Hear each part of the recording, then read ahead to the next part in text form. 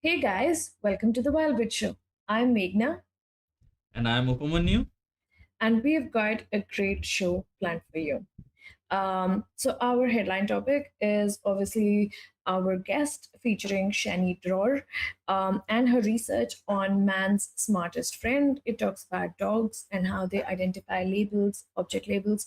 So it's a very interesting research about the intelligence of dogs.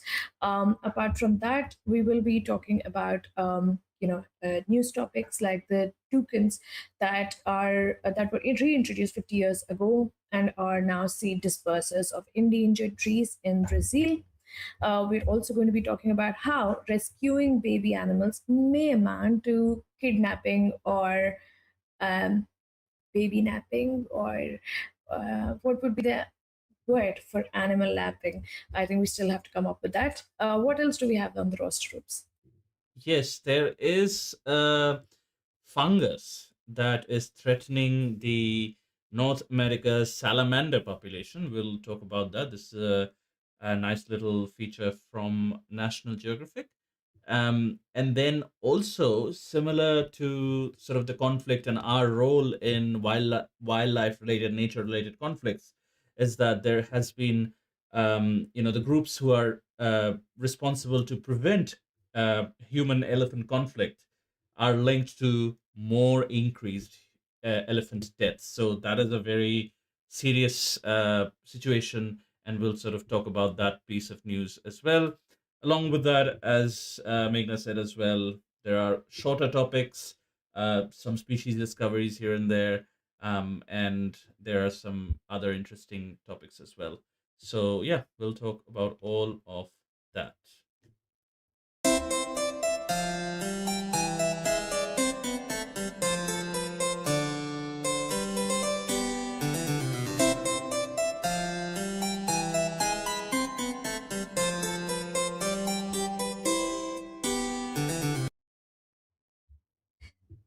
Okay, so obviously our guest is going to be joining us in our second half as usual. And so please keep tuned in till that. And we're going to talk about our regular topics, all the news topics that we come up with. So starting from the toucan topic, uh, this is in this is an article from Mongabay, and it says toucans reintroduced 50 years ago disperse seeds of endangered trees in Brazil. Aerial toucans, locally extinct in Rio de Janeiro's Tijuca, or it could be Tijuca, National Park over the Mm. 1960s, have successfully reintegrated into the ecosystem following a reintroduction over 50 years ago. A year long study revealed the toucans now interact with 76% of their historical plant diet, playing a vital role in forest restoration. Researchers observed the birds consuming fruits and seeds of endangered trees, particularly the Jussara palm and Picoiba branca, that few other animals can access, making them crucial seed dispersers. The toucan's intelligence and beak strength allow them to open tough seed capsules. This success, alongside reintroduction of agoutis and howler monkeys, demonstrates positive ecosystem recovery with minimal dietary overlap between species.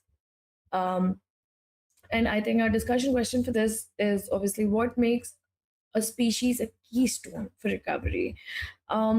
Oops, I think it's a lot with the niche, right? Like when some animal is not prevalent in that area, and then there's a niche where when it's extinct from that place. So when you bring it back, it's that niche that it fills again. So it's not an extra introduction; it's a reintroduction that fills that gap, which is why it's protecting those endangered trees in Brazil. Yeah, I think that is how reintroductions, or even I think this was talked about a lot when there were the news was ripe with you know the de-extinction of dire wolves and all that jazz. This was a primary talking point for the opposition, for the people who were opposing that no, these are not dire wolves, and there's no use spending that amount of money in bringing back a species whose niche is long gone, like 10,000 years ago. There are species who have recently went extinct, who have recently they have gone extinct, and their niche still exists, but they have, due to certain pressures, they have gone extinct in the wild, or maybe they have been completely extinct, wiped out. uh, Recently, maybe 100 years ago, 60 years ago, 50 years ago, those niches still exist. So I think this is a very good example of that this niche was still there. The trees might have been struggling because the toucans, were absent from that ecosystem, and bringing them back. And also, this has been a long term reintroduction, right? It has been 50 years. So I am assuming that scientists might have been monitoring them over that 50 years time period. So this is, I think, in my view, exactly right. That if a niche exists, if a niche still requires an animal to fill that niche, then these kinds of reintroduction makes a lot of sense. Yep. And I think for people who do not know, even the whole Pablo Escobar's cocaine hippos, or the hippos that he got in, they also filled a niche, but it was a niche that was filled after, I think, a long, long later. So the hippos used to apparently be there in some era, maybe hundreds of years ago. So when the hippos were reintroduced, they actually brought back a lot of semblance. Now that they're growing in numbers, it's different, but they actually fill that niche. So Hmm. unknowingly, these cocaine hippos were brought back to the land that they started from. And yeah, if you do not know about Pablo's cocaine hippos, you have to read up about how he smuggled cocaine via hippos. Quite Yeah. interesting. And I'm just going to share my screen once to just show you what toucans look like. So these are the toucans. Really bright, colorful birds with really strong beaks. That is what Hmm. was talked about in the article. So they have like these really strong beaks that can, like just crush one of those seed capsules that are really hard. So it's great that they're able to disperse those seeds that other species cannot reach. And these are the kind of stories we love to see, like positive stories. And this is one of them where reintroduction has been successful, and it has Hmm. actually like shown the impact, like how it is amazing to bring back the animals that belong there. Yeah, I think toucans always remind me of hornbills, because they, I think, fill a very similar niche in Latin America, compared to what hornbills do in African ecosystems or Indian ecosystems. Um, Very similar structure. Yes, yes. Yeah, very good example of Even the beaks, yeah. and even the beaks, like a Yeah. convergent evolution. I think these kinds of reintroduction, and even if it's even further than this, bringing back something, or trying to bring back something that is extinct in the wild, or you know one two males or two females remain in captivity or whatever. I think this is a very good way to to experiment the reintroduction technologies that we seem to have been developing for these kinds of animals, that the niche still exists. There's clearly a need. And what a good news also, like for the Jasara plum palm, and by Cuba Branca. Yeah, I uh, struggled with that one too. I just somehow pronounced it whatever it was, but yes, so no other animal can access them. How interesting is it? Is there any photo of the Jasara no. palm or the Bicuba franca?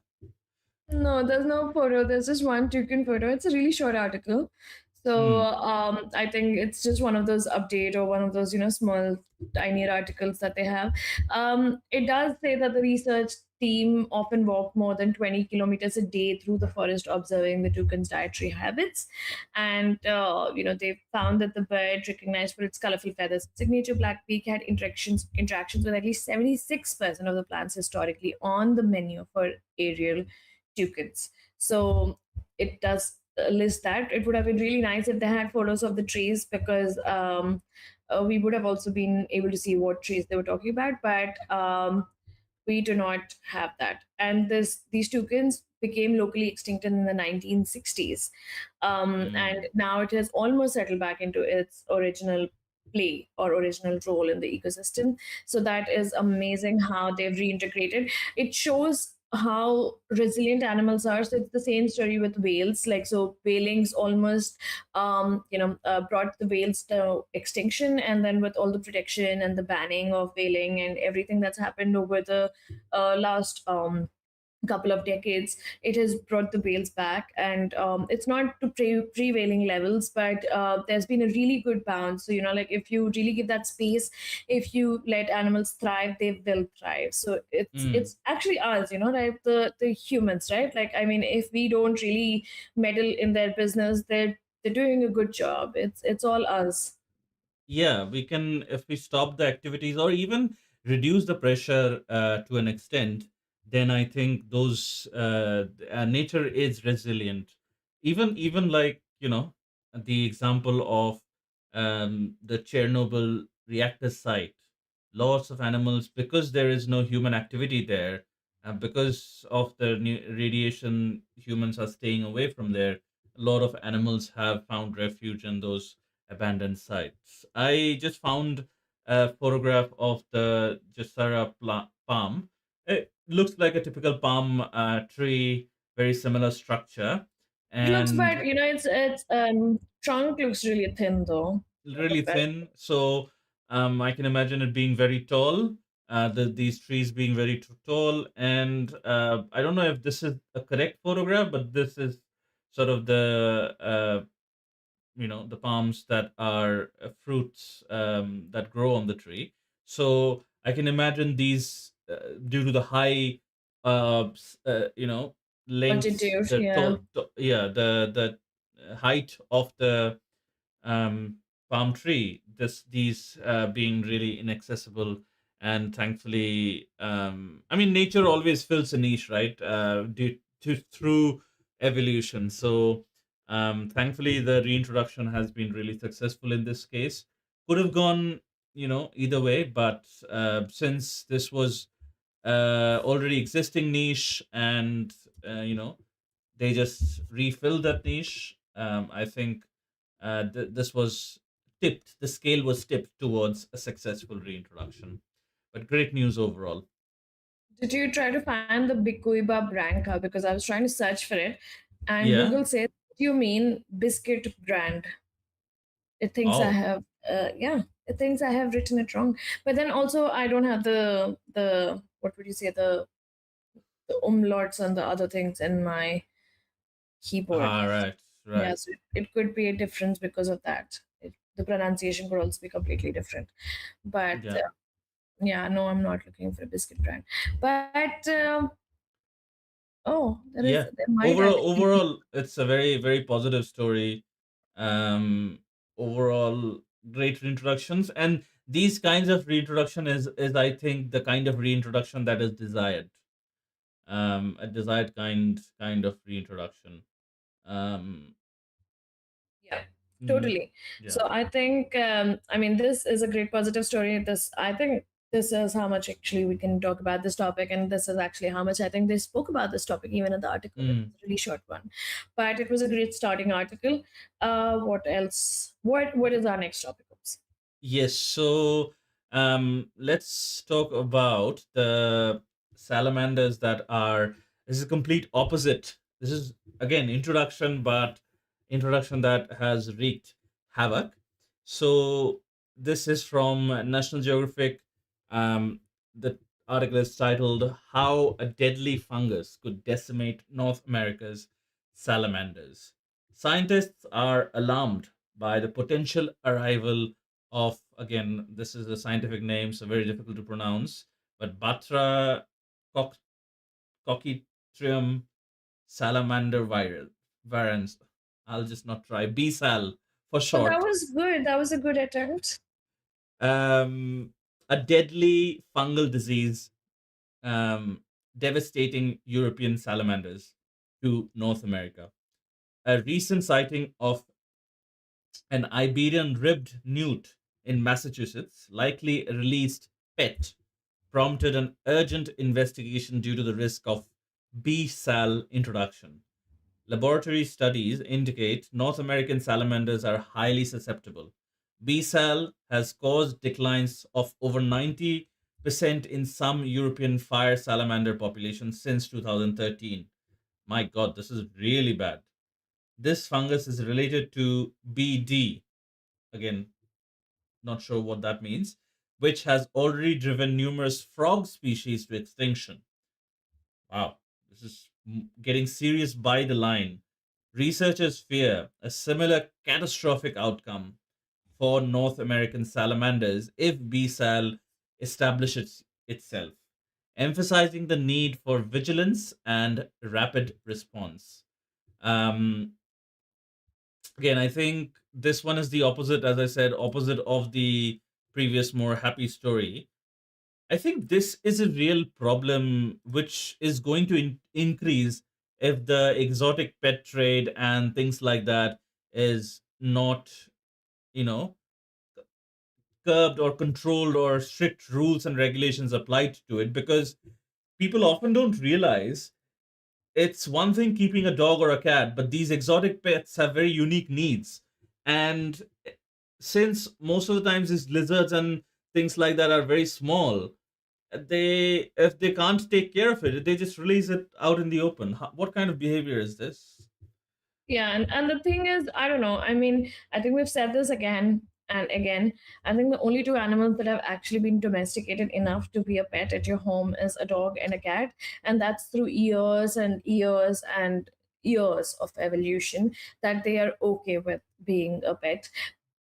But the other animals are all exotic animals. They have different kinds of environments that they have to survive in. They're not really looking for that companionship or, like a human to survive. So it's Hmm. kind of unfair on the animals as well, like because they're still wild inside, so they shouldn't be domesticated. And then when you cannot take care of their needs or you cannot maintain them, then you just go ahead and release them anywhere without taking into account what the side effects could be or what kind of consequences it could have. I honestly think, like, exotic pet owners, they should be fined like heavily. Like, if you're going to have a pet like an exotic pet, then have like a heavy pet tax, like a heavy exotic pet tax. And then you should have like some monitoring, either 6 monthly or yearly, to make sure that they still have their pets if they've released them or whatever. Then you should have like huge penalties of what if they have left their animal anywhere, and if they've not followed protocol of reaching out to the appropriate agency before leaving Yes, the animal. I think that is crucial because it is very easy to just leave these smaller exotic pets, especially like reptiles, lizards or snakes, even. It's very easy to just let it go into the wild, and these are not, again, because they haven't been explicitly domesticated by humans. Like, if you leave a dog, it will try to come back to the house, right? It will try to come back to you. You have to leave the dog really, really far for it to be not coming back to your house. And they're very visible creatures, so anybody and the enforcement agencies would notice very quickly. But these things, they would just hide under a rock or something, come out at night or something along those lines. So it's very unfair on the environment. It's very unfair on the species, to just blatantly introduce them like that. There is strict biosecurity laws in every country, and yeah, that ecosystem should not be tampered with like this. I'll just give a quick Yeah. warning before sharing a quick photograph of the effect of the fungus. It's pretty graphic, the photograph, but I'll just share it now. So this is the two frogs that are found in Northern California, and they died because of another chytrid fungus. The blue dots around their bodies are eggs they produced from mating. So look at that. This is a true parasite, and this fungus just eats the thing up from inside. So this when and the article does say that it has wreaked havoc in Europe already, and it has decimated 90% of some populations in some cases. So it is a um really deadly thing, and really it can get really chaotic and really deadly, catastrophic if not treated immediately. I don't know And the what thing the is, yeah. And the thing is that salamanders are also amphibians, newts are also amphibians, and they can look very similar. So it is possible that the pet owner just thought that, that if salamanders thrive in this place, a newt can also thrive. But there are different species and they might carry different things. So which is why it is very important that you reach out to the researchers or other wildlife agencies that are working towards conservation in that area, and then find out if that is okay. Because not every release is okay. Not every animal can go ahead or and be compatible with another animal, so you have to make sure Mm, that that is possible before doing such kind of releases. Because if you do a search, a newt and a salamander would look kind of similar to you, so probably like to look like an untrained eye or someone who's not very into wildlife, they would just be like, oh yeah, it's probably just siblings or probably just relatives, so why can't I just leave this one also here? yeah. The rapid response is taking place. It says in the article, if B cell does reach North America, detecting it quickly will be critical. Uh, so he's the people from the designated societies and research functions, these they are monitoring this disease and trying to find out if there is any infected individual salamanders. um Quote, it says, we have sampled 10,000 individual salamanders and haven't detected any B cell in any of them, end quote. But biologists' capacity to monitor diseases is limited. Quote, if there is a disease outbreak, somebody from the public is probably going to be the first one to see it, end quote, says Grant. I think Grant is one of the people that are responsible for monitoring all of this and taking that rapid response. So, you know, these kinds of, again, we have talked about the importance of citizen science a lot on our show, and I think this is again another example of that as well. So this was put on a social media post, and this person was able to go and respond to it, and yeah, it was kind of, fit the outcome was great in terms of, like, at least having it on their radar that this could be a serious possibility. Yeah, and I think if a it's a great thing that that happened, and this is basically a newt versus the salamander, and newts are a subgroup of salamanders, Hmm. so it is very easy to be confused.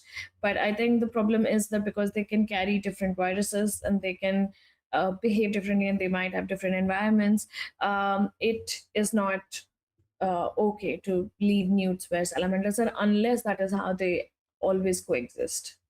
Yes, yes. I think any introduction to a new foreign land is very dangerous, especially these things which can go unnoticed and very difficult to track down, and which can carry diseases. So again, we can't cut down the exotic pet trade and exotic people with exotic pets in one night. So this again goes out to the people who own exotic pets or are planning to own exotic pets. You know, if we can convince you not to own an exotic pet, then great. But if you have to get it, please don't leave it just like that in your backyard or just release it into the nearby forests without proper consultation with the forest department or, proper, because there must be, I believe there must be sanctuaries or zoos that might be willing to take them in. If you can't take care of, which is understandable, you can't take care of the thing anymore. But it can also be the case that due to reduced enclosures or some weaker enclosures, these animals might escape from a hole or something like that. So take some consultations, not with the authorities, but if you're adamant on getting an exotic pet, take some consultations from the pet traders. They might know what is the best environment for these things, how much care it needs, what kind of enclosure is right, and all those different things. So take care of those things if you're adamant. If you're not, if you're on the fence, just don't get it. Yeah, and the thing is that, like, let's say there are different species get affected by different viruses or bacteria or fungus. So similarly, like if you know the story behind HIV, so HIV affects humans, but it doesn't affect the chimps or the gorillas. Is it the chimps or the gorillas? Or Chimps. the chimps, yeah, that are carrying the virus. So it doesn't affect them the same way that it affects us. But for us, it could mean death. It could mean, a lifetime of pain, but for them it doesn't. So the first time that the HIV was passed on to humans was because of some really desperate human that wanted to mate with a chimp. So even though chimps are very closely related to us, that doesn't mean that it's the same viruses would affect both. There are Yeah. some viruses that would affect us and not affect them, and vice versa. So it's the same with these newts and the salamanders. Even if they're one big family, they the cross connection between them would not be the same. So maybe the B-sal wouldn't affect the newt that is carrying it, but it would affect the salamanders if they came in contact. Yeah, yeah. So I think for the monitoring, people responsible for the monitoring, they should keep investigating and keep monitoring these. I think already it's a great response, like 10,000 samplings. It's a great number and great response. So that monitoring needs to be done, and they are, I think, plenty knowledgeable in that space that how much monitoring needs to be done.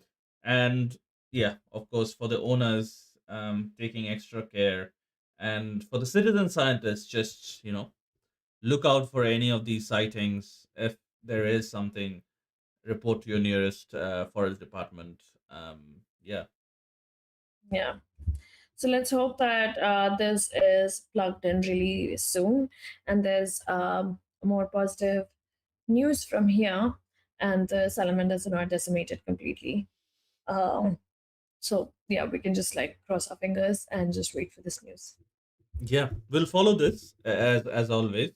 If there is an update that comes out, then we'll be sure to report on that as well. But yeah, that's all we have to say about that. Yep. Okay, let's go to the next topic. So this is how we were talking about in this beginning of the show. It says rescuing baby animals may amount to kidnapping. This is again an article from National Geographic.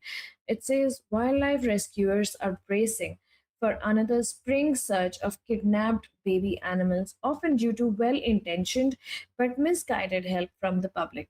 Experts emphasize that mother deer, rabbits, raccoons, ducks, and songbirds commonly leave their young alone for extended periods. Removing these animals from their natural environment drastically reduces their survival chances. Connie Hall of Magnolia Fawn Rescue recounts a recent case where a seemingly healthy fawn, taken from its mother's care, died after developing health issues due to lack of maternal nutrients. This highlights a significant problem. Thousands of thriving wild babies are baby napped annually, often leading to fatalities.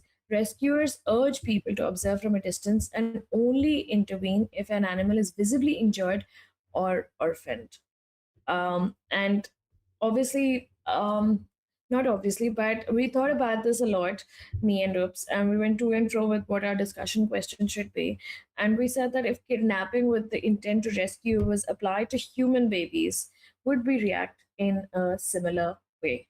So obviously, like if you see a baby just anywhere, would you just pick the baby up and try to save it? No, you would try to find its parents. You would be very careful because you wouldn't want to be like, charged with kidnapping that baby. So you wouldn't just pick up a baby and go around with it until you're sure and you're absolutely sure that its parents are not somewhere close by. It has to be the same case with animals.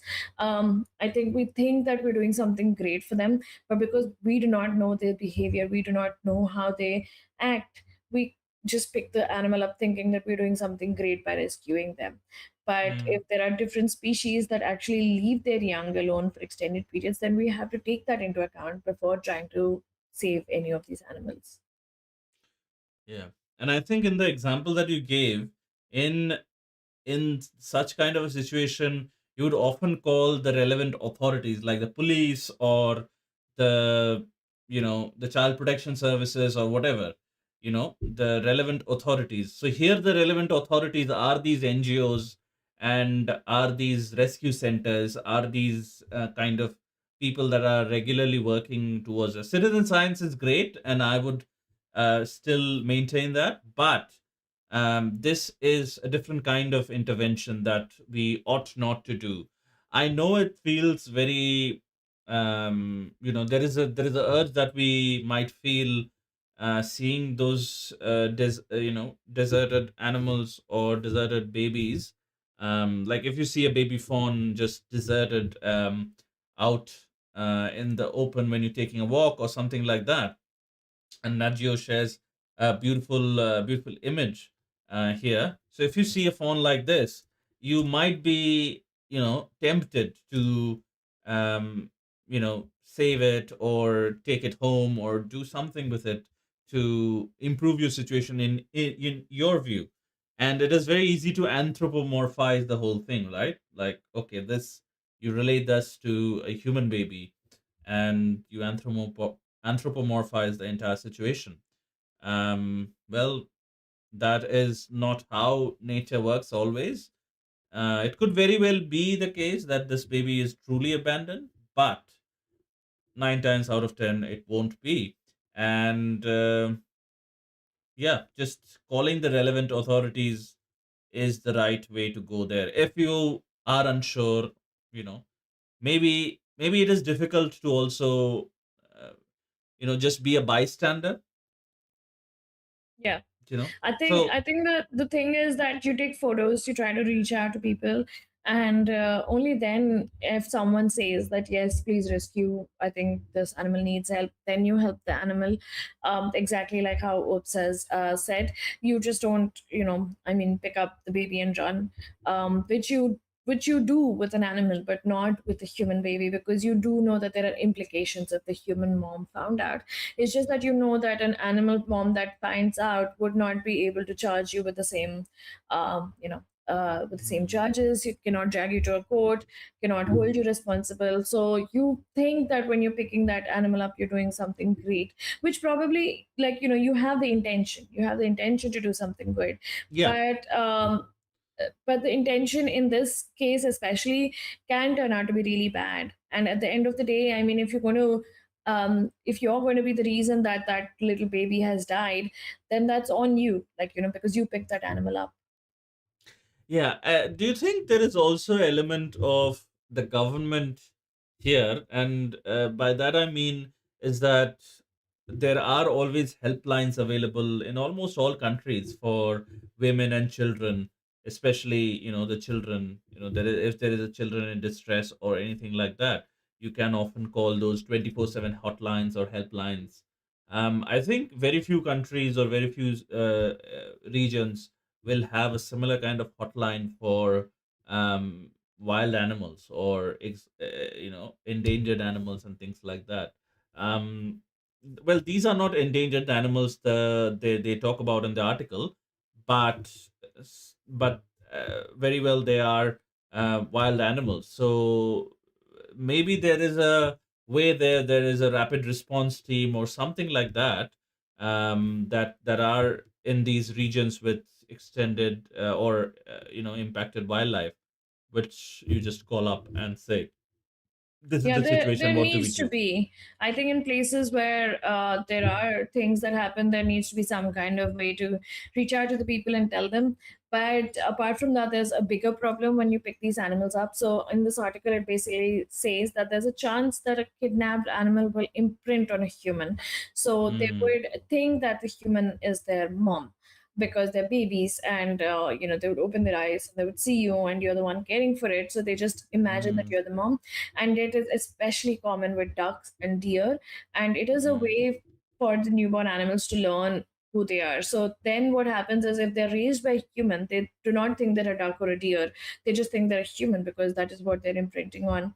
And it is mm, often irreversible. So which means that once they've imprinted, they just are attached to that human. And then that animal, if the human is not willing to raise them for their entire lifetime, then those animals have nowhere to go. And then they're usually euthanized because they're not fearful of humans anymore, and they cannot go back to the wild and just stay like a duck or a deer, because for them they're a human. They relate to mm. the humans more. So that is actually really hard. So one of the NGO people have actually written in this article, and they've said that she remembers one kidnapped fawn in pain from bloating who had already imprinted on the humans by the time she arrived at the clinic. So by the time she had arrived, that fawn had already taken to the humans. And it was just really sad to see how heartbreaking it was, because she kept following the humans around, and there was nothing you could do. So they just had to uh, so this is the hard part then. And in this deer's case, apparently they try to put them with other deers and see if this fawn would adjust, and this one did, but a lot of times they do not adjust it. They do not Mm, adjust, and mm. then it's really hard, because I don't think the humans that are actually rescuing these animals are up for a lifetime commitment of actually taking care of that animal. Yeah, and we saw that in the last story as well. Like a pet releasing a pet, that means that they are not, in some shape or form, they are not able to take care of that pet, and that's why they have done such an act. There's a beautiful film about imprinting and how that whole thing works. It's called My Life as a Turkey. Oh If any yes, of you yes. find the time, then have a look at that. It talks about a biologist who um becomes a mother to um 13, I think, endangered sort of wild turkeys, and he raises all of them from an egg to adults, and actually teaches them all the skills they need to be a wild turkey. And it's a beautiful thing, and you will know once you watch that film. It's, I think, a BBC Natural World special episode. um, if you watch that film, you'll know how much effort it actually goes into raising a wild animal as a human if they imprint on you. So yeah. Yeah. um I mean, if they've imprinted on you, then they look towards you as their parent or their mm, provider. So if you're not ready for that, then I mean, and I think it's very normal with any baby, like any baby of any species, that they need the maternal, yeah, I mean, except we have all except heard this. about, Yeah. read stories of the Jungle Book, how Mowgli was imprinted on by wolves, and he thought of himself as a wolf. So yeah, it's the same concept that applies. Yeah, especially for animals that thrive on getting that maternal nutrients and getting that initial training from their mothers. So there are obviously species that never interact with their moms, but the species that stay with their moms, then for them it becomes really tough if you pick them up and they did not stay with their mom, because they don't get the nutrients, they don't get the training, and then they are with you. So you're stuck with them and they're stuck with you. So you have to be very, very careful about picking up these animals. It is literally kidnapping or baby napping. So don't do that Mm, until you're absolutely sure that they need your help. And make sure by reaching out to all these NGOs and other rescue centers, like Oops, I said, and don't just take a moment, like a haste momentary decision that, yeah, I think mm. this animal needs help, just pick it up. Don't do that until and unless you're absolutely sure. Yeah, that is correct, and that's all we had to, I think, say about this topic. Yeah. What do we have next?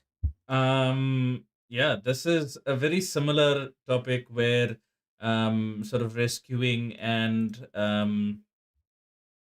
conflict might go wrong. So this is from the Hindu, and this says groups to prevent human elephant conflict linked to more elephant deaths. A study in conservation biology reveals Assam's long running program to reduce elephant crop raiding, implemented with WWF since 2003, is linked to increased accidental elephant deaths. The initiative formed anti depredation squads, ADS, villagers working with an often distrusted forest department to collectively guard fields and deter elephants. While intended to prevent retaliatory killings via traps or poaching by fostering elephant coexistence, elephant coexistence, the research indicates that the ADS are correlated with more elephant fatalities. The program, piloted in Sonatpur district, aimed to safely in numbers, safety aimed for safety in numbers for both humans and elephants, mirroring similar guarding strategies globally. The unexpected outcome raises questions about the intervention's effectiveness and potential unintended consequences. And again, this is something very similar to the other topic as well. Like, this is very well intentioned. The plan is very great, but the outcomes speak otherwise. But I do want to commend this group on the fact that there is a group that is actually interested in monitoring the results, long doing this long term study, because without this we wouldn't be able to come out with this data, and getting it published in a peer reviewed journal as well. Like, without this, it would have been very difficult to come out with this data. But as well intentioned as it is causing some serious problems. It is, yes. And the problem here is that I think, again, with the even with the kidnapping story or the baby napping story, the intention is good. Even here the intention is good because you want to prevent human animal conflict, and here human elephant conflict, because only if you prevent that conflict can they coexist, like can both the groups coexist, because these are places where the elephants could raid the fields, and it could lead to like livelihood loss of a lot of humans. So the process and the implementation was great, but the problem is that it's putting the elephants into more danger. That is the problem. And unknowingly, the elephants are actually, there are more elephant deaths, and that is the sad part about this. But going ahead, I don't know what they can tweak in a way that the elephants are not going into more dangerous situations. Yes, this article also says that given the proliferation of anti-depredation squads across India, in different cases of a human-animal conflict, the study raises serious concerns about the effectiveness of such interventions and raises questions about why the outcome hadn't been detected earlier. Quote, we are talking about 14 additional deaths in as many years, end quote, Mr. Sekar said. Quote, ADSs are active for months on end over many years. The only way you can find this connection is through statistics. It seems highly unlikely to me that someone in the field could have detected this effect, end quote. And this is exactly what I said. Like, this study being done is also a great step, because otherwise we wouldn't have been able to detect this. We would have just seen the immediate impacts, and I'm sure the on ground depredation squads are still seeing that impact. Okay, we have successfully mitigated this conflict that was about to happen, the elephants charging, or the humans doing some throwing some pelting, or doing some stone throwing, etc. So we have de-escalated the situation. But looking at the long-term statistics, the picture is completely different. Yeah, and sadly, I mean, we're already displacing a lot of these elephants and their normal migratory paths. So, like on their migratory paths that they used to follow for years and decades and maybe centuries together, now there are like plantations and there are other things. So they still do go through the same paths that they used to follow. So when they're deterred from such paths, then they have to take alternate paths. And what they've said is that when these elephants have been deterred. They've been found in trenches. They've been found on railway tracks. They've been found in different dangerous situations, which has caused their death. So ideally, they would have just gone through this, whatever the migratory path would have been through this human settlement. But because they were not allowed to go through that, whatever alternate path they chose, all of them were risky, and it caused their deaths. Now, in this case, either there should be a better way of rerouting them so that they do not go to the more dangerous ways. But at the same time, there's a way that you can, have minimal human elephant conflict. But there has to be something better, because the study surprised even these scientists. They were just they thought that there would be zero mortalities reported in the study because of the amount of effort that had gone in. And in India, especially with all the forest rangers and all these departments, they really take their work seriously, especially with the forest type. The lapses are minimal. They take it quite seriously. So it's heartbreaking to know that their efforts went the opposite way. Yeah, I'll just share a quick screen grab. This is from the paper. I don't know if it's visible very clearly, but this is the light green color is the elephant natural habitat. Now, uh, the blue paths are the elephant movement tracks, and the darker green patches are villages with ADSS, like the anti depredation squad, the depredation squad, and this white area, Sonitpur, the Indian state boundary, etc. Now the yellows and the reds are the points of interest. So yellows are basically elephant deaths, and reds are basically human deaths. Now, if you can see, I don't know if you can clearly see, but around the villages with ADSs, there is a lot of extra elephants deaths, especially here. You can see it here. You can see it all over the place, like around the villages with ADSs. Otherwise, there is not much deaths because this is an elephant route, and there is no elephant deaths that can be seen along these routes. So I don't know, like because we need the villagers would need some kind of solution. So this puts us in a really big dilemma as to what do we do in this situation. I think the what they're saying, especially in the article, is that when the ADSs and the other people start chasing the elephants or start diverting the elephants are too scared to see the trenches Mm. or to see these other danger, a fire or anything else. Because imagine someone's behind you and they're running behind you, so you're not going to see what's ahead of you. You're going to like probably just be scared, and you do Run not for know your what you're life. going to fall at. Yeah, so you're just not as alert. So it's probably happening the same way with the elephant. So maybe the chasing technique or the diverting technique has to be more subtle, or in a very different way. Maybe there could be different ways of like fencing, or there could be different ways of diverting the elephants and a more subtle way. So then the elephants wouldn't be startled enough to miss out on the trenches or the wires or anything else, because this is happening out of fear. Because the elephants are also not really, they don't know that the humans are scared of them, and they don't know that they're doing this because the humans want to just save their own area. So it's not fault of the humans either.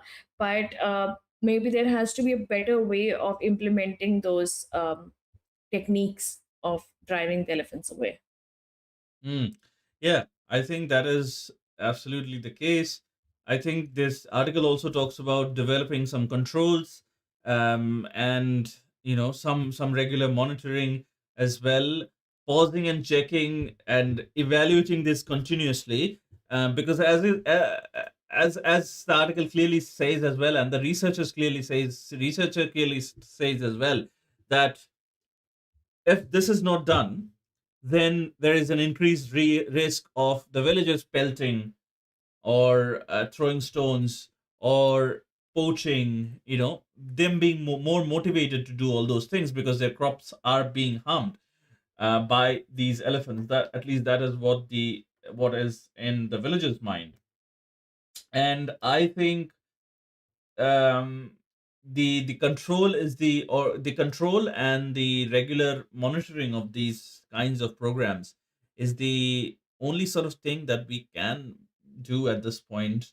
And I think this raises a good indicator as to, other areas with similar programs with human animal conflict should, you know do this kind of a long term study, statistical study as well. It's very important that that be done, because otherwise we might be missing out on a lot of data um, there. Yeah, I think it's great that there's a study because now they'll be able to improve their methods of what they Yes. followed, and they just didn't continuously follow whatever methods they were using blindly, thinking that it's helping the elephants. So it's great that there is an ongoing study, and they were able to find out what what their what would you say, their steps, what impact they had. Because in some cases, like the toucan story that we read, the reintroduction was successful, but in this case, the to mitigate the human elephant conflict, it was not successful.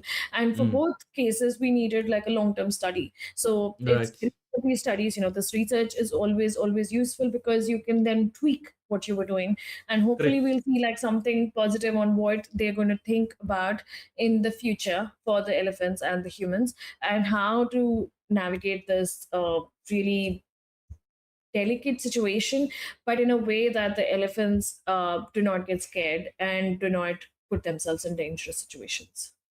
Yes, that is what we hope.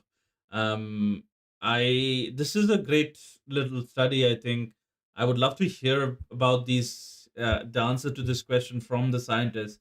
We'll try and contact the person who did the study, and see if they are willing to come on our show and talk about this whole thing. But this is a really interesting piece of research and sort of acts as a model for other areas with similar impacts as well. True, true. So yeah, um, so we will But keep you updated on what happens on this front, and if we're able to actually get the researcher. yes, Moving on to the next topic, we're going to do one of the short topics because I think our guest is going to be arriving soon. So, Mexico's monarch butterfly population jumped 64%, offering hope for at risk species. Mexico's monarch butterfly population has surged 64% this winter, reaching its largest coverage, 2.93 hectares, since 2018, according to WWF Mexico. This increase offers hope for the at risk species, which undertakes a remarkable 3,000-mile migration from Canada and the US to western Mexico annually. Despite this positive trend, threats remain, including deforestation, climate crisis, pesticide use. The decline of milkweed, the sole food source for monarch caterpillars, due to herbicides like glyphosate and dicamba in the US, has significantly impacted butterfly numbers. Mexican Environment Minister Alicia Barcina Ibarra emphasized the trilateral conservation commitment between Mexico, the US, and Canada. And for people that didn't know, the monarch butterfly migration is beautiful. You just see like thousands and thousands and thousands of butterflies over all the trees, and it's an annual event that happens. So it is a positive story that there has been an increase in the number, but the increase in the number does not mean that all problems are solved, as it says in the article. That the caterpillars, the food that they need, milkweed, is still on a decline. So there is conservation efforts to increase that. There is a trilateral commitment. So it's great that way. I'm just going to share, I think, my screen. Um, so that I can show you how monarch butterflies look like. So this is a monarch butterfly. It's a very common butterfly. You would have seen it across a lot of places. Like we see them even in India. I don't think you probably see them in Australia and New Zealand. You don't see them there, right? Oops. Ah, no, no. Yeah, but you see them all the way in India as well. So yeah, they're really beautiful. They're orange, and it's great that they're bouncing back. Yeah. Monarch butterflies, you know, they are beautiful. Um, in and the migration is very beautiful. There are clips of it available all over from BBC and other news studios. Um, yeah, beautiful, beautiful migration, beautiful looking butterfly, very big butterfly. You wouldn't know of. Um, and it takes. I think this is the longest insect migration that Yeah, these monarch butterflies take undertake. So yeah, great story, positive story. Love that. yeah. I think I'll just share one picture of the migration so that you see how many butterflies you actually see. Yes. This is a story. This is one of the photos, and this is just one of the pictures of the amount of monarchs that all come and meet in Mexico every year. So this is beautiful. It's an annual event, and hopefully, hopes like you and me can go see this sometime. Like sometime, it's just really beautiful imagining that there's just all these thousands of butterflies fluttering around you. Yeah. Yeah. Yeah. Um. This is great story. This is a great story. Um. Now, this is another story, a shorter story from you know the Guardian. This says Possum found nestled in with plush toys at the airport gift shop in Tasmania. Tasmania is a island near Australia under Australian control. This was found in Hobart Island's gift shop. I'll just play the quick video before I go into the article contents. But look at that. Look at that. This possum. This is a live possum in the airport, along with all the plushies, which it thinks is its mates, maybe. We talked about the possum, I think, Last episode, last yeah, episode. the same But hated possum in New Zealand, yeah, the one correct. that's just loved in Australia, though. Thankfully, this was found in Australia. If it was New Zealand, they would have just killed it. But And the article would have been different. It would have the article would probably have been been different. like, oh my god, the possums have infiltrated our gift shops as well. Like, when will these possums stop? Yeah. So this article I'll just read the short summary. A brush-tailed possum surprised shoppers at Hobart Airport's Lagardère AWPL gift shop, taking refuge amongst the plush toys. Discovered Wednesday morning, the marsupial was spotted peering from the shelves fitted with kangaroos, dingoes, and Tasmanian devil toys. Staff and customers were delighted by the unexpected visitor, initially reported with disbelief. Yeah, I would have been like, how the hell did this possum get into the airport? But airport management safely escorted the calm possum from the terminal. Retail manager Liam Bloomfield announced plans for a shrine to commemorate this event, including a photo and chosen name for the animal. Brush-tailed possums are common in Tasmania and are known for adapting to diverse environments, which is what they're doing in New Zealand. Despite being nocturnal, this incident has brought amusement and memorable story to the airport. Great little story. Great little story. Yeah, it's a nice, cute story. Do we have time for one more? Oops. I think so. Yeah. Okay, so let's do another short story. Um, this is a story that says, "Meet the firefighting donkeys of Spain." Oh, this is an Spain is interesting one. Yeah, Spain is utilizing an unconventional yet effective method to combat increasingly devastating wildfires: donkeys. Mm. Dubbed the Firefighting Donkey Battalion, these rescued animals from the El Burrito Ferries Association patrols, oh, sorry, El, that's where the association got over, patrol areas like Doñana National Park, acting as herbivorous firefighters. I guess it's calling the humans not herbivorous firefighters.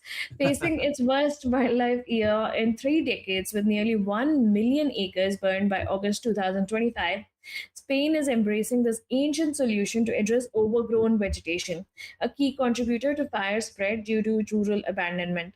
The donkeys graze designated strips of land, consuming flammable material along mobile fire break lines for 7 hours daily. This slow, deliberate approach offers a radical response to a modern crisis, proving that sometimes the oldest solutions are the most valuable.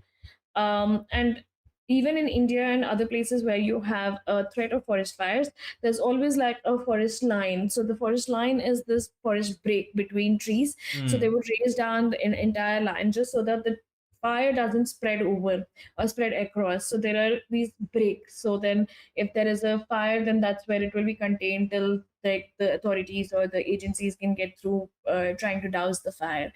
And in this case, the donkeys are being used for that, to graze, because I think it's the overgrown or the grass and other things that are growing on the land. So on the land, they're clearing everything. And but did you know, like, I mean, donkeys are really intelligent animals, and we use them as just like carriers of bricks and carriers of other things. They're extremely intelligent, but they've been just um used as laborers and workers. But there's so much more than that. In this case, obviously, these are all rescue donkeys, and they're being put to this use. So it's like a win-win for both the donkeys and the humans. Yeah. This is another great piece of story, another positive story overall, I think. This, the donkeys apparently going about their own merry way, and doing what they do best, because, yeah, uh, grass is not very energy dense, so that does mean that the grass eating animals have to eat a lot of grass. So, and also, on the at the same time, it's very difficult easy to for dry grass to catch fire and things like that. So Yeah, I yeah. think, oops, there's like a video that I'm not able to play. I don't think Yeah, this picture is very clear. So if you could just share the article once and just show the video and this picture. this I can Donkeys certainly obviously do that. have been used. Yeah, thank you. For So donkeys have obviously been used for agricultural work and other work for like decades. So this is the donkey at work. It's eating through the vegetation, and right now this vegetation is lush and green. But there might be seasons where probably it dries out a little, and if fire comes through, it can probably rip through all of this, which is Hmm, probably why the donkeys are eating it. yeah. um great little story, again, I think very, um w- you know points out the fact that um you know how much of a balance there is in nature. um if left to its own devices, if we're Yeah, not, uh, you know um And it's Yeah, actually nice to see these messing the bug. donkeys like not have anything on their backs and restricting them, Yes. because most of the donkeys we see are the ones that are overworked and overexploited, like way more than humans. So this is actually nice that at least I think it's like kind of paradise for them. Like if they're getting to munch for 7 hours daily, it's probably not a it's not a punishment. It's actually like a reward that, oh, I get to eat all of this grass and I get to eat all of these different what would you call them, the vegetation. So it's amazing that they're living kind of their best lives, we can say that. So yeah. Yeah. Yeah. Um. So yeah, it's a great story, and I think we're going to be having our guest really soon. So let me just introduce her. Right, oops. Um. Yeah. I'll just quickly set the things up. But yeah, you can um yeah start with the introduction, I think. Yeah, so I will just start with the introduction. Today, we are joined by Shany Dror, a researcher in cognitive ethology and an animal trainer focusing on how animals perceive, learn about, and communicate with their social world. She is currently a postdoctoral researcher at the University of Veterinary Medicine in Vienna, where she studies social cognition and learning in dogs. She completed her PhD at the Family Dog Project in ELTE University in Budapest, where her work explored a group of uniquely gifted word learner dogs who have a talent for learning object labels. Her recent research demonstrated that gifted word learner dogs have a remarkable ability to learn object labels by overhearing their owners' interactions, and was published in Science. Alongside her academic work, Shani has studied and trained a wide range of species, including horses, pigs, elephants, bats, and honeybees, giving her a broad comparative perspective on animal behavior. I think, yeah, okay.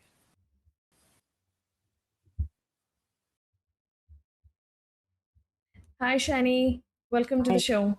Hi, thank you for having me. Yeah.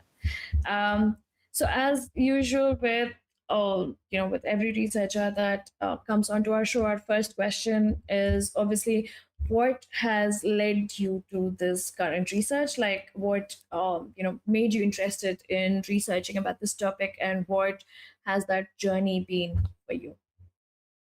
So actually, my background, as I said, is in animal training, and I have a lot of experience in dog training.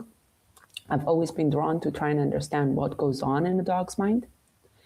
And I joined the team at ELTE University at the beginning as a dog trainer, and I was tasked with the job of training dogs to learn the names of toys.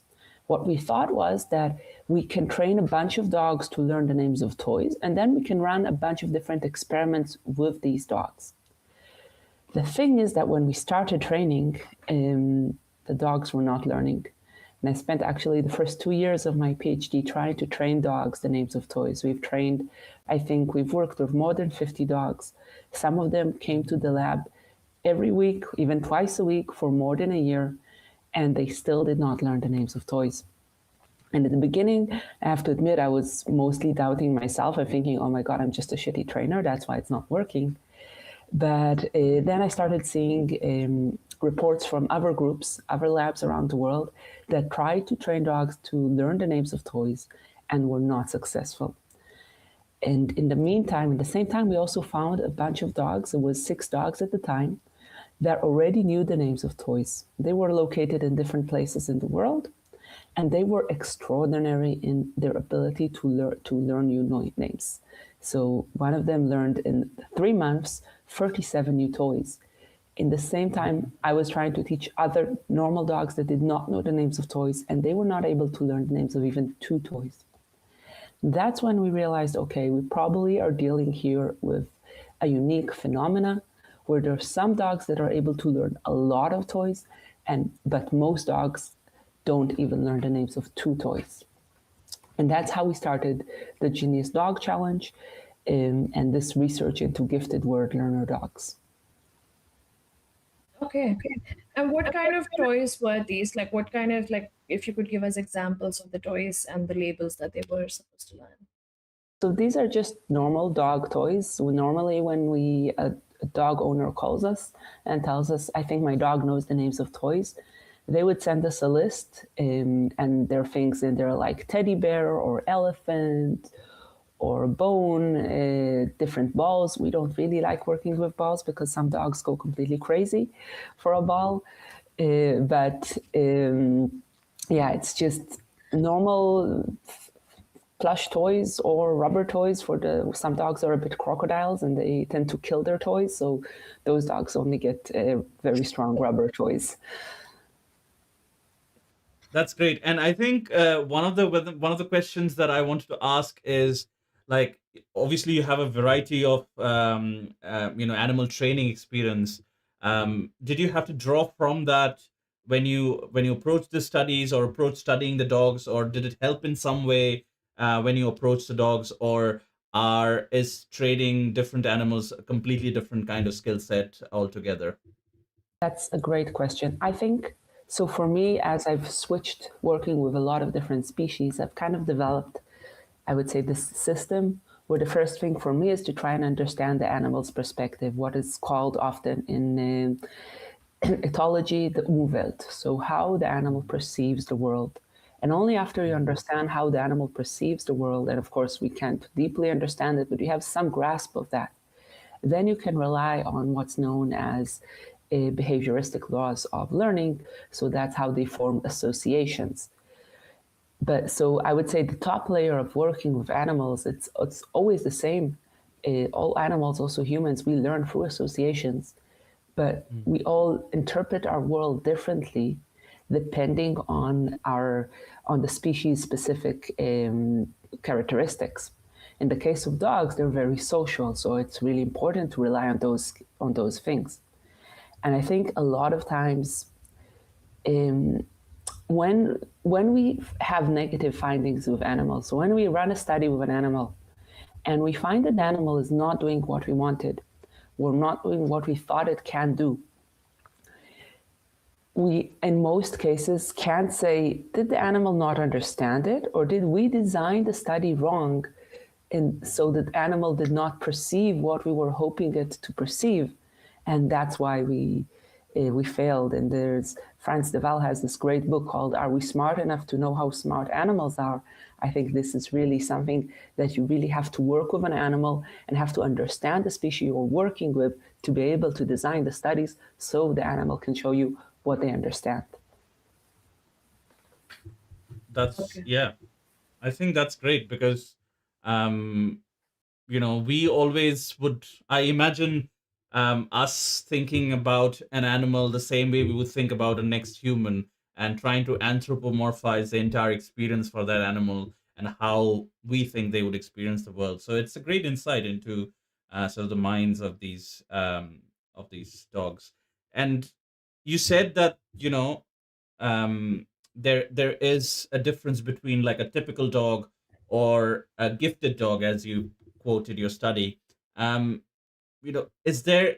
Do we have any indication from your observations or studies that why this is the case? Like why there are these two groups of dogs? Unfortunately not. I've been studying this for I think now almost 7 years, and I'm not any closer to understanding why some dogs have this remarkable ability. We do see that they are a bit more playful, but not always. We do see that this ability is more common among some breeds, but again, not always. So, for example, a lot of people always tell me, oh, this is probably a border collie thing. So, border collies are dogs that were bred to herd sheep and work cooperatively with humans. So, they are very trainable, but even among border collies, we see that it is something very rare. And also in our group, we have dogs that were not bred to work with humans. We have mixed dogs, we have some toy dogs, so Pekingese, Shih Tzu, Yorkshires. So it's very hard to say why are some dogs able to do this while the majority of dogs do not seem to have the ability. Yeah, because for me it's a very interesting question, as I guess as for you, from like a maybe a evolutionary standpoint, or like us doing something specific to some dogs when we sort of chose to domesticate them and how they got domesticated, etc. But that's very interesting. And are you sort of looking into this in your studies as well continuously? As you said, you might as very well be. Yeah, we also have some studies trying to understand what's the differences between the typical dogs and the gifted dogs. I think one really interesting aspect here is that, this study, it comes from the attempt to understand human language. Language has a really deep influence on how we think. And it's been found that, people, when they speak different languages, they have slightly different personalities. Language also influences how we perceive the world. So, for example, how we perceive color.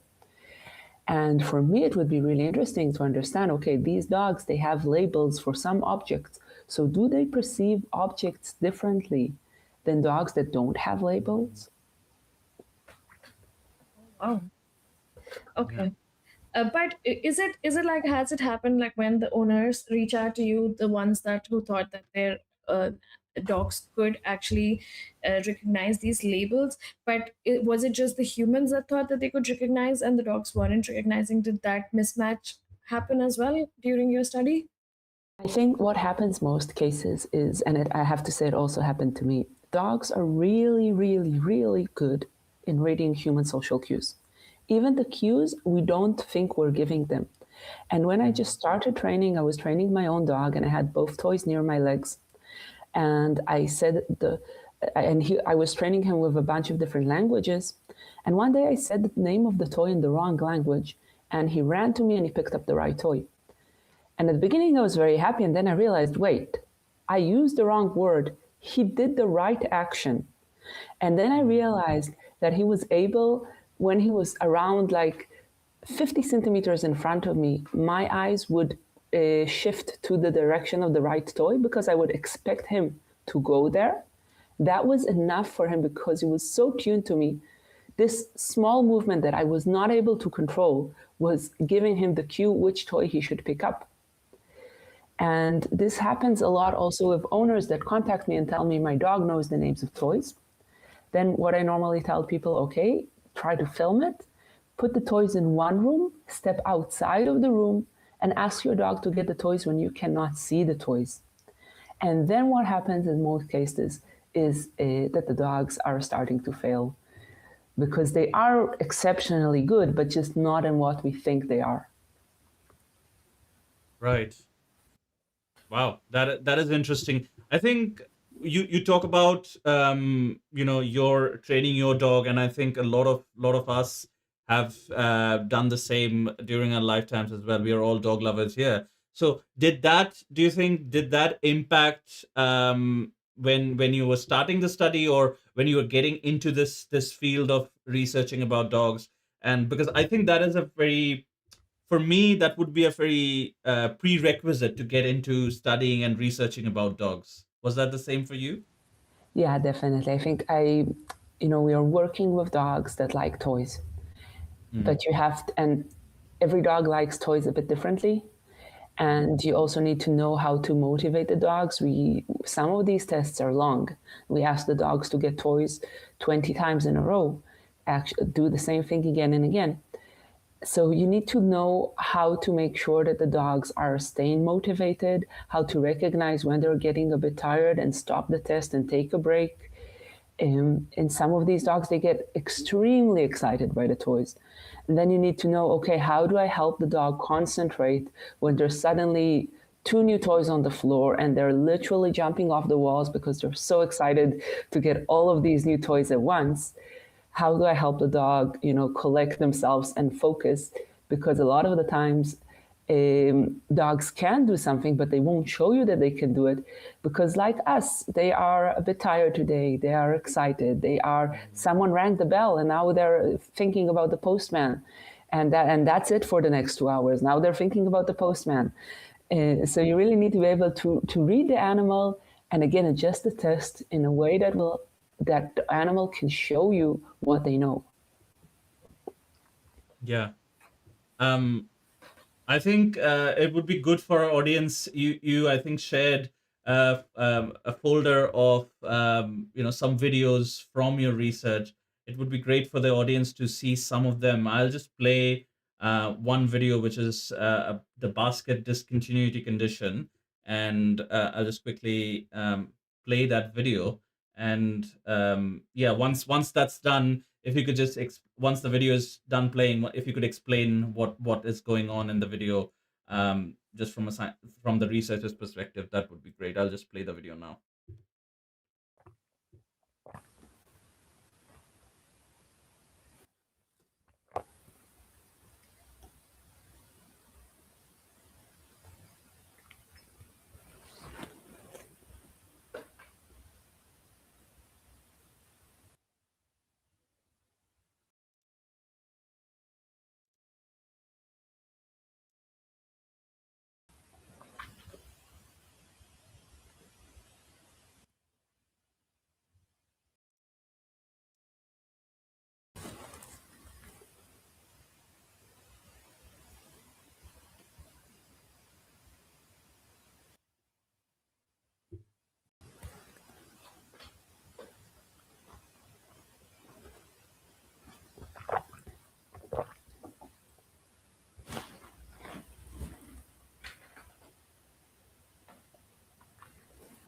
That was so cool to see. Um, how it recognizes the leopard and then it recognizes the metro car as well. Yeah, just from the research perspective, if you could just quickly go on and explain what was going on in the video and how did you control for different variables there. um, So I'm not sure, did you play the video from the beginning where you've seen her put the toys inside the bucket? correct, yes. Okay. Sorry, yeah, there was a bit of trouble with sharing, but yeah. Okay, so what we want to see is how the dogs are learning. And we suspect that these dogs have very strong social abilities, and they're relying a lot in their learning on their social abilities. In the normal condition, what happens is the dogs sees the toy and hears the name of the toy.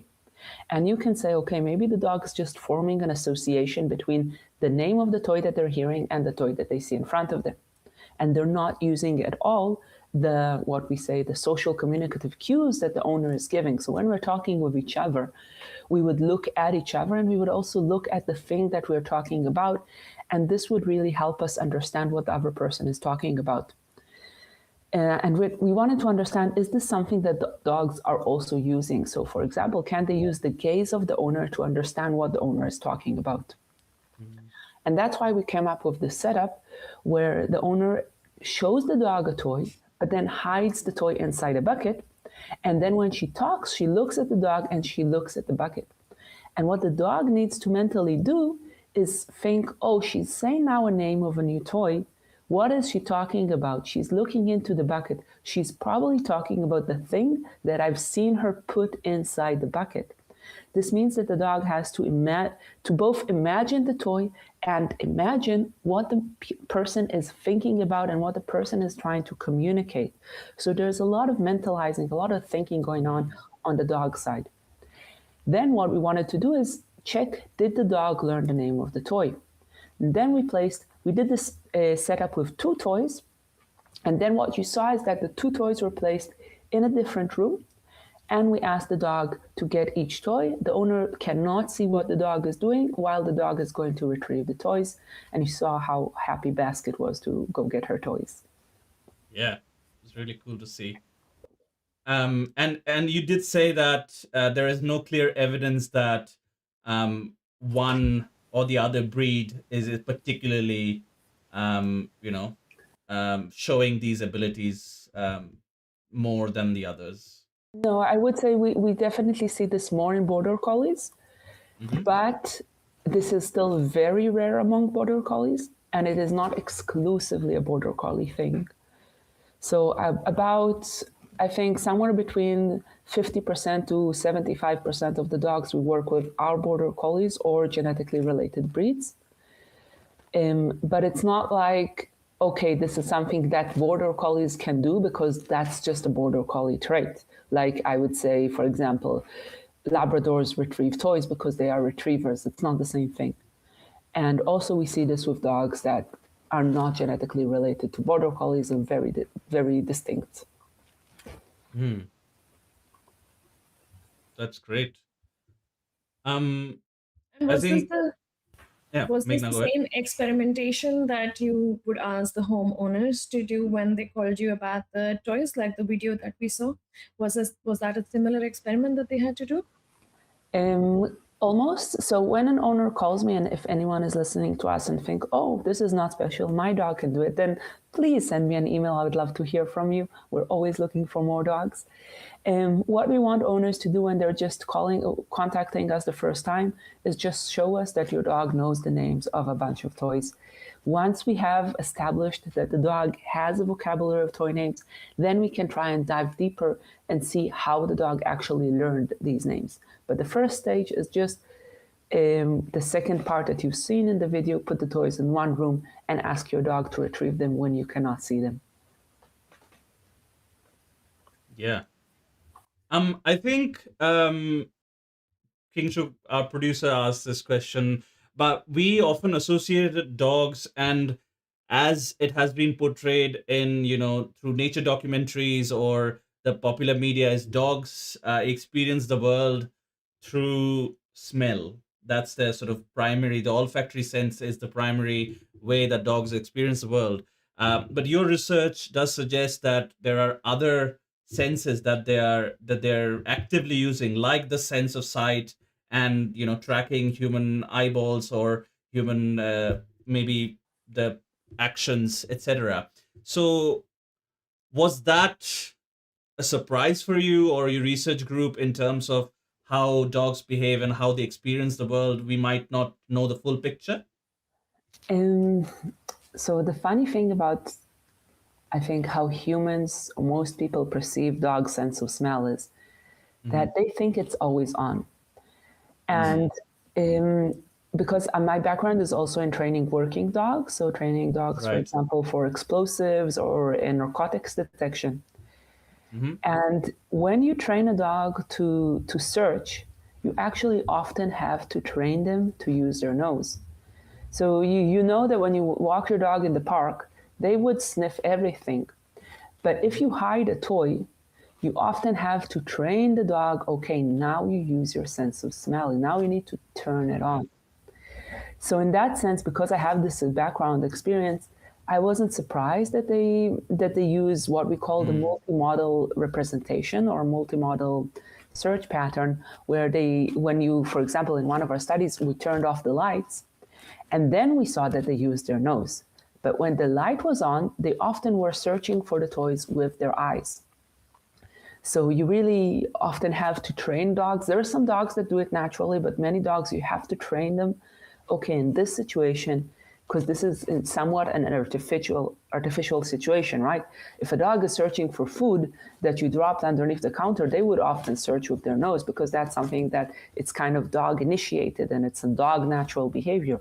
But searching for a toy is not necessarily something that they would do naturally. So Hmm. probably because of this, we have to initiate this and find a way to, okay, now you need to use your nose. And normally once they start doing that, then it comes more naturally to them. Okay. And I mean, there are like videos on the internet where people show how they've trained their dog to like open the fridge, get a beer for them, or there's one who says that here, come here and stand here, let's take a selfie, and the dog actually smiles in every photo. So are those like different things that the dog learns? Is it very similar to object learning, or is it a very different way of learning those things? Like, so where does that stand in dog intelligence? That's a great question, and I think this is something a lot of people often, maybe I don't explain it well enough. We see words are different categories of words. So there is, I would say, the most basic category is associating the sound with something emotional. So, for example, the doorbell rings, the dog gets very excited. This is a very, what we call a classical association. There is a very strong emotion that causes this association, and we can have the same thing with words. So a lot of dogs get very excited when they hear the word walk. They don't need to do anything. They've just learned to associate the word walk with something that's going to happen. So I'd say this is kind of the basic level. Then we have operant conditioning. It's when we teach a dog to perform a certain action based on a word. So for example, what you said, like come take a selfie, or sit or down, or any type of word where the dog knows once I hear this word, then I perform an action. And what we're looking, and that's something that all dogs can learn, the first two categories. So this classical association of a word that induces an emotion and a word that induces a behavior, that's very common. But when it comes to toy names, what we see often, and when I was training the dogs, is that when I train a dog and I tell him, bring me the ball, and he goes into the room and he sees a ball, a rope, he would equally well bring me the ball or the rope. It's very hard for them to understand that when I say ball, it refers only to the ball, and when I say rope, it refers only to the rope. These two objects can switch locations. It's not associated with a specific location, and the word is specific to the object. So this is kind of an abstract concept that I think dogs really struggle with. If these objects were always in the same position, that's something that dogs can easily do. So when you tell your dog, get me the leash is always hanging in its location. So the dog is not necessarily bringing you the leash. They're bringing you the object that's hanging in that location. And if you think your dog can do this, I think a really cool experiment would be switch whatever is placed in that location and see what happens. Likely your dog will get confused. And when you put the leash somewhere else and you ask your dog to get the leash, I'm not sure they will be able to do it. Maybe, but it won't be as easy as when the leash is in its location. Oh. Yeah, that is a completely different way to think about things. Wow. And very interesting. Yeah. Yeah, So I it's think more object placement than the actual object name, which is really interesting because I think not many of us, I mean, even for us, it's really new that dogs would actually go with where the object is placed and not what the object is called. Wow. It's something that dogs seem to, we talked before about the different perspectives of animals. Dogs seem to be very oriented to a location rather than an object. So it would be easier for them to learn that something happens in a specific location than to learn that a specific object is the focus here. And this reflects how we differently perceive the world. Humans are more oriented on the specific characteristics of the object, while dogs are oriented to the location. that's very interesting. You obviously talk about in your research also, this ability, very, and we have discussed this as well. But do you think, again, this might be a naive question, but has there been any effort to either image or map some of the brain activity of dogs, or is it even worth doing that, or is it even possible to do that?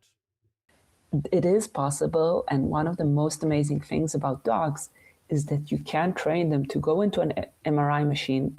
An MRI is basically a huge magnet, and because our blood has iron in it, then we can see and it's basically magnetic. We can use this huge MRI magnet to see where is blood flowing in the brain in real time. So when humans, you can tell a person, you can play sounds and see where in the brain the person is processing these sounds. The problem here is when you go into an MRI machine, you are not allowed to move, not even 3 millimeters.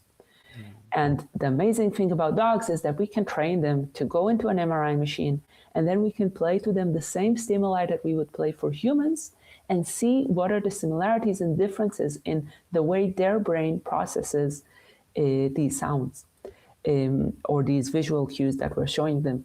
So that's one way that we can study dogs' brains.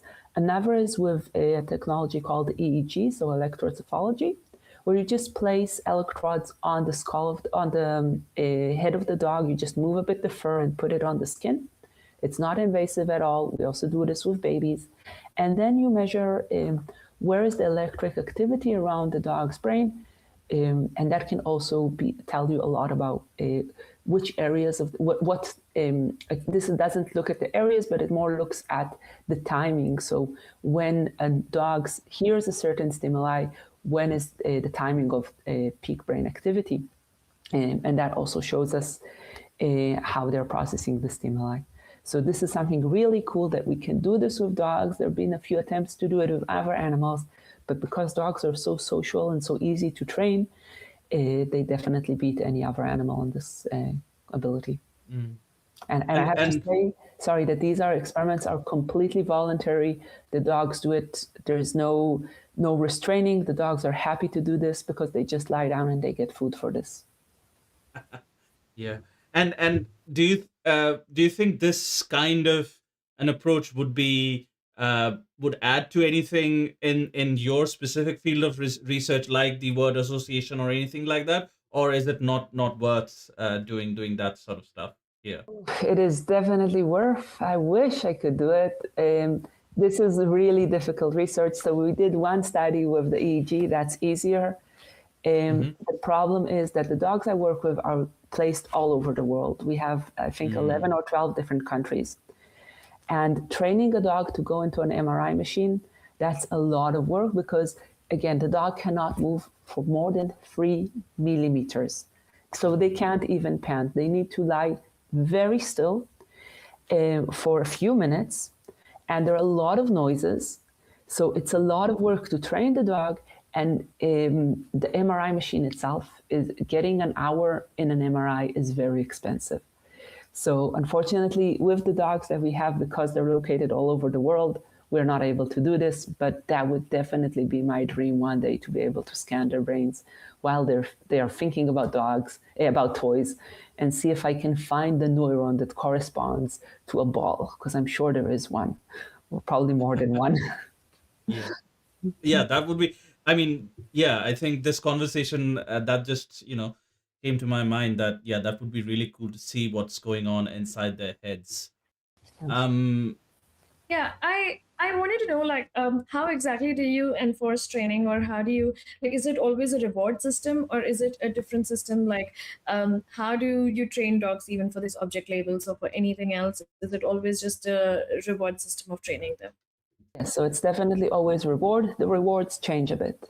So most dog owners tell me they started, and I have to say they're not training this intentionally. They normally tell me, I got a dog, and then one day I noticed that my dog knows the names of their toys. So they're not intentionally teaching their dogs the names of the toys. They just have toys, speak with the dog, and then notice the dog picked up the names, and then they start giving the dogs more toys. The way the dogs are reinforced is, first of all, by playing with the toy that they brought. They really enjoy that. And then sometimes, especially when we get dogs that are extremely excited, then we switch that whenever the dog brings the toy, they get a piece of food, just to lower a bit the excitement. Or if we have the opposite dogs that are not that excited, then we might exchange the toy that they brought with a toy that they really, really like. But it's all based only on the willingness of the dog to play and work. If the dog doesn't, in humans, when we run studies, we say we have to get informed consent for the humans to participate in the study. My informed consent is if I say, get your ball, and the dog doesn't jump up and run to the other room to get the ball, that the dog didn't give me informed consent. He doesn't want to do the study now. So I think it's very, very clear for me if the dog wants to participate or not. And I think you touched on this initially when you were discussing your research and recent interest. But does this sort of canine cognition that you've been researching, does this lend anything to our understanding of, you mentioned, human language and evolution of that? Does it lend anything towards that? Yes, so for me, this is a really fascinating area because, as I mentioned before, the language that we use has a huge influence on the way that we think, on who we are. It kind of helps us develop into the people that we are. And it also, it's something very uniquely human. There is nothing that comes close to it in its complexity in the animal kingdom. And I think, when we come to this relationship with the dogs, I see it a bit as if we're coming to, couples therapy. We want to understand ourselves better, so we understand what motivates us in this relationship, and we want to understand our dogs better, their own perspective, to understand what motivates them in this relationship. And the similarities and the differences in the way that we perceive language, because we use language so much, it's really important to understand how the different species perceive literally the language that we are speaking to our dogs, how they understand it.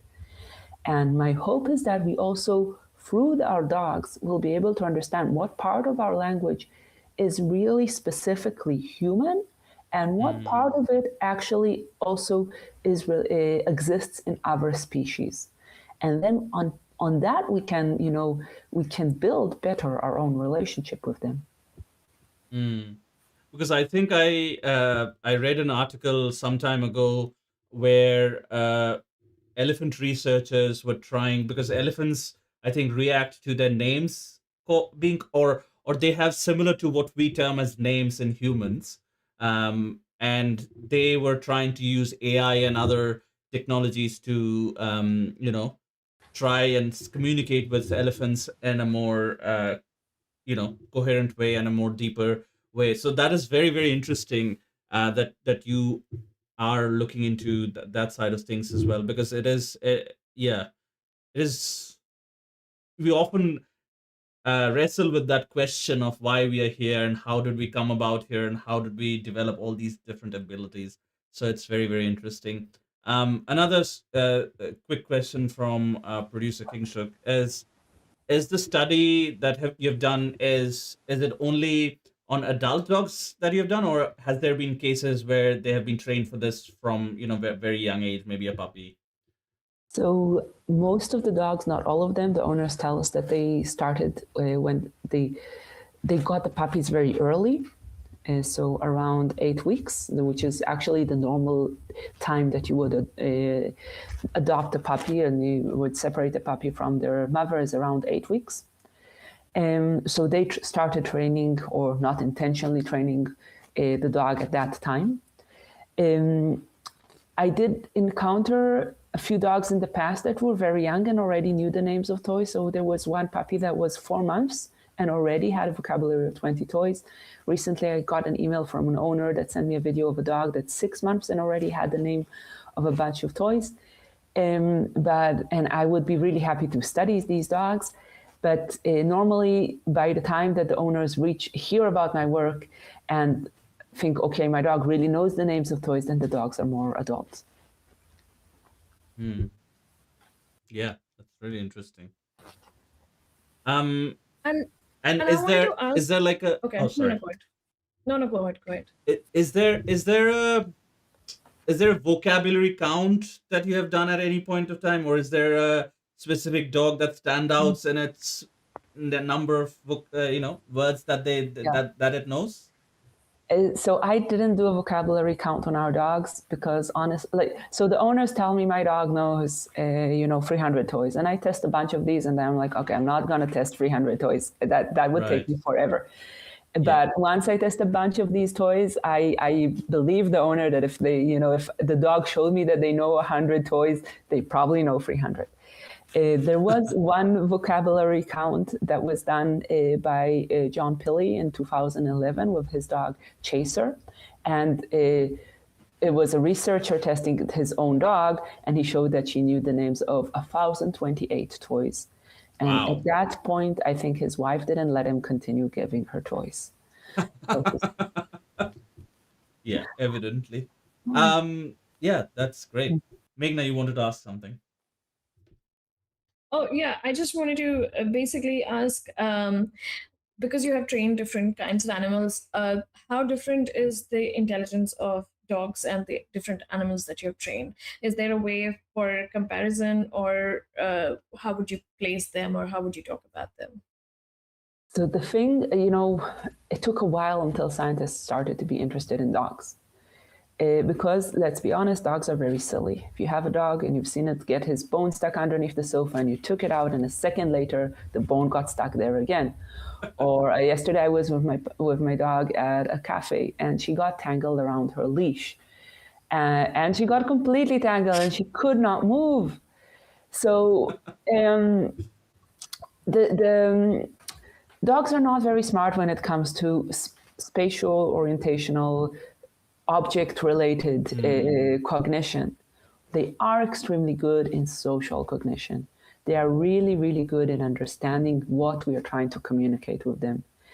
And for me, the more I worked with our species, the better I was able to work with dogs and the more I could understand them. I also have some background training pigs. And I remember the day that I tried training my first pig and there was a piece of food on the floor and I was pointing to the food and the pig kept coming to my hand instead of to the location where I was pointing. Pointing is something that comes very naturally to dogs. They're really good. You point somewhere, they understand that you are communicating information for them. I think a lot of us know this when a dog is just sitting there and gazing at you. They are asking you for information. They're expecting you to help them. They're expecting you to tell them how to solve something. And this is a huge thing that we take for granted. It does not exist in many other animals. The pigs I worked with, they would not care at all what I was trying to do. They would solve the problem by themselves. They did not need my help. And sometimes solving the problem meant just breaking the entire apparatus that I built for them. Yeah. So, but they were very resourceful, while the dogs, they would run back and forth and do these tricks and everything just to get the food, while a pig would just go break it and get the food. So I don't know which animal is smarter here. Yeah, I think it's a different, as you, I think, alluded to multiple times as well, it's a different paradigm that you need for, understanding these different animals because, very, very different as a species as well. And like you mentioned this, I mean, the researcher doing like 1,000 toys, like a vocabulary count on his own dog. Ha- has this been has this kind of word association or any similar things been um, researched on in any other sort of non-human, non-primate animals? Um, Yeah, so there have been some studies, they're not as popular anymore, about on apes, where there you either taught them to use sign language to ask for different to different things, or there was a very famous bonobo called Kanzi that recently passed away. He could point to lexicograms, so little drawings, to say what he wanted. There are a lot of ethical concerns when it comes to testing apes, so that's not that common anymore. There's also extraordinary research by Irene Pepperberg, where she works with parrots. And the amazing thing about parrots is that they don't only understand what you're telling them, they can also talk by themselves. So there's also extraordinary work there on parrots that can learn names of objects and things like that. Right. That's very interesting. I think parrots and ravens are also have shown incredible abilities in sort of these kinds of more, I would say, taxing on the brain kind of tasks and incredible problem solving abilities as well. So yeah, that's great to hear. That's great to hear. Um, and does your research or does the knowledge that we have gained through your research, does it have any applications in like dog training or building a better connected relationship with everyday dog owner, for example? So I think I'm hoping this kind of research will help cause a bit of a paradigm shift. Especially in the last paper that we published in Science, we demonstrated how extremely good are the dog's social abilities. And when you talk with dog trainers, and also I think around when you look at the web, there's a lot of emphasis on what we call associative learning techniques, where you train a dog using associations. And I think this doesn't capitalize on the dog's extraordinary social abilities. So I'm hoping that we will slowly start seeing people use more social abilities, social cues, and being focused on really to try and understand more how our dogs perceive our social cues and try to work more with that and not only form with building associations. Yeah, that's great. And what is your future plan, like in this research or in general? So I really want to understand how these dogs learn the names of the toys. And I want to understand what are the social cues that help them do this. Is it the gaze of the owner? Is it the sequencing of the words? So how do we speak with the dogs? Is it the presentation? What is it? Is there something about the object or how the object moves? I think these will really help us get a better understanding of what goes on in our dog's mind and also help us better communicate with our dogs. That's a great. I think, yeah, as dogs is, I think, one of the most prevalent companions for us as a species across the world. Yeah, I think better communication and better relationship with the dogs, and also, you know, better. I think giving a better life to dogs who have been through some kind of trauma in their past, and that sort of thing. I think through these kinds of techniques, and I think the knowledge from the research that you're doing, um, yeah, would be really helpful. So, are you sort of extending and continuing on this path of research for the near future, or is there any other projects that you have on the slots? So at the moment, I'm also studying how oxytocin, which is a hormone that mediates social behaviors, so how that influences dogs. And I'm also looking into how dogs socially learn from their owners' demonstrations. So what part of an owner's action do dogs copy? And yes, I'm also hoping that I can continue the research into how dogs learn object labels. That's great. That's great. I just had one question though. Like the two big or the two domesticated pets that we have are dogs and cats, and dogs are often always associated with intelligence and picking up things and everything. Is there ever any research on cats and how able they are and how intelligent they are and what they can follow? Because most cat owners don't really train their cats, and the cats are just there. So most cat owners don't train their cats, but most cats do train their owners. And Well, there are most cats to train. and I think That is true. that is this ability of cats to train humans that makes them more difficult to test.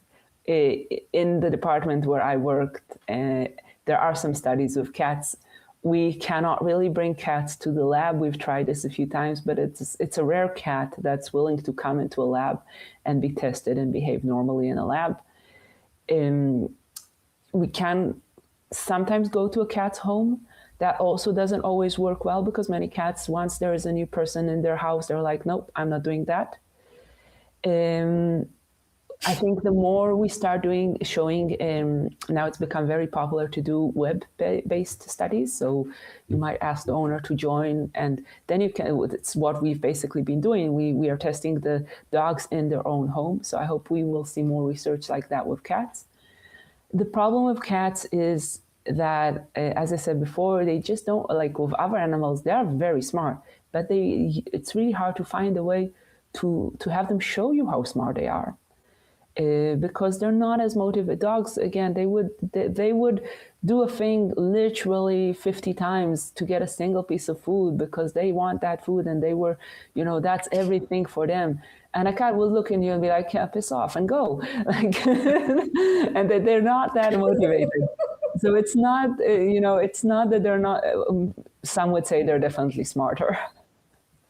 Yeah, I mean, yeah, if they're able to, the kinds of ways that they train the humans, and how, yeah, it is a very high possibility that cats are much more intelligent than I they think, let on. yes, they just have a different approach to life than dogs, and all approaches are acceptable. They definitely get what they want at the end of the day. So, Yeah. Just a quick question. I know we are approaching the time before we sort of let you carry on with your day. Do any of these mappings, the word association mappings that you have done, do you have any data on, how long these stay on for, or do they need constant reinforcement, or, any sort of other cues constantly for these mappings to stay on? yeah, so when one of our studies, we found that they remember the names of the toys for 2 years. So what we Oh. did there, we exposed the dogs for 1 week for the names of the toys. Then we told the owners, put the toys away. 2 years after we took the toys out, I did not remember the names of the toys. The owners did not remember the names of the toys. The dogs were able to remember them. So they learn very fast, and they remember for a very long time. Yeah. I think that's the message I want our listeners to take as well. I think this paradigm shift that you've been talking about, how we think about, dogs, and how their relationship with their surroundings. I think that was it for our questions to you. It was great having you. Do you have any parting message to all the dog owners that might be listening to this episode? Yeah, so I think you see a lot also in the recent study that I published. We were comparing dogs to kids, and a lot of people got very angry about this because they thought we were saying dogs have the same cognitive abilities as kids. But I think it's very important to remember that when you see an animal behaving in a way that's similar to a human, it is valuable to know that there is something similar there, but we also have to remember that the cognitive mechanism, what goes on in an animal's brain, is likely very different. So in our study, we said they can do this like 1.5-year-old kids. They show the similar ability. The way they got to present this behavior is probably different. So I think that's one thing that we really need to remember when we're looking at animals. And the other parting message I want to share is, like, if you're listening to us and you think your dog knows the names of toys, or your neighbor's dog, or your aunt's dog, please contact me. I would love to hear from you. Right. That's great. Yeah. We'll share all the details of the Genius Dog Challenge in the show's description and notes. So yeah, do check them out. It's a great initiative, and better way to build a solid relationship with our closest companions for centuries. But anyway, that brings us to the end of this segment. Thank you so much for joining us, Shany. It was just an absolute pleasure having you on the show and sharing your research with us. And yeah, all the best for Yeah. your future research. And I think, a lot of things, every time we have a researcher on our show, I think it opens our brains to so much more, like what we know and what, you tell us. Like, so there were so many things that we learned today from you about dogs, about other animals. So thank you so much for being so patient and going through all our questions. And our producer would be shortly with you. But thank you so much for being on the show. Thank you for having me. Have a good one. Bye. Bye-bye. All right, that was very interesting. Extremely Yeah. interesting. I hope that all of you listeners and your viewers have actually stayed till here and listened to it, because I think Shany was amazing with her research and everything, her answers and everything. They were so insightful. And obviously, we're at the end of our show, so we're going to do one quick message from me, which is obviously what Shani was talking about. I think you should go home. If you have a dog, then please experiment. And if your experiment is successful, if your dog actually knows the name of toys and it surprises you, then you should get in touch with Shani. Yes, that is the message. And as always, definitely, um, subscribe to our channel and follow us on all the different social media platforms. We try to bring, as much of interesting research because there's so little we know as a person, and it is not possible for us to, have this width of knowledge for one human. So that's why this is our initiative to bring in researchers from varied fields, um, loosely connected to nature, conservation, and climate, those sorts of topics. But we try to bring a wide range of people doing different kinds of research. And today was the dog day for us. So subscribe to us for more such interesting content. And if you're listening to a recorded version of this podcast, you'll find all the details in the show notes or in the description. But do consider leaving a rating for us. That just helps with our reach and how much this message we can get out to a wide range of people. And share this episode with someone who loves dogs or someone who hates dogs, maybe, so they can get that different perspective. That's our whole goal. Even if they don't change their views, they just have a different perspective with them. So, other than that, that's it for our episode today. And we will see you next Sunday. Same time, same channel. Have a good one, guys. Bye bye.